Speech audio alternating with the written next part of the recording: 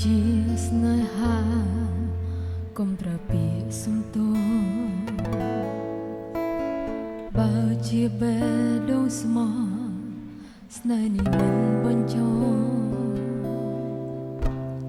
បែកគ្នានេះពេលនេះមិនព្រោះអូនស្អប់តែព្រោះស្រឡាញ់គឺព្រោះស្រឡាញ់បើយើងខ្លាចជាអ្នកដទៃអ្វីនឹងល្អមែនទេស្រឡាញ់បងប៉ុណ្ណាដឹងទេប៉ុន្តែមិនអាចស្រឡាញ់មានវាបាច់ក្នុងចិត្តជាច្រើនដែលអូនគ្មានឱកាសនេះចាចង់ស្រែកឲ្យខ្លាំងតែបានត្រឹមតែយំកុំប្រើពាក្យអរគុណដែលអូនស្រឡាញ់បង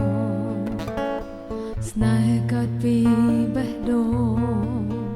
កុំប្រើពាក្យសំទោគ្រាន់តែស្រឡាញ់គ្នាហើយវាមានកុំហោស្នេហាស្ម័គ្រស្មោះហើយវាបែកគ្នាបើយើងខ្លាចជាអ្នកដទៃអ្វីនឹងល្អមែនទេស្រឡាញ់បងប៉ុណ្ណាដឹងទេប៉ុន្តែមិនអាចស្រឡាញ់មានវាបាច់ក្នុងចិត្តជាច្រើនដែលអូនគ្មានឱកាសនេះចាចង់ស្រែកឲ្យខ្លាំងតែបានត្រឹមតែយំអូនស្រឡាញ់បងស្រឡាញ់តែបង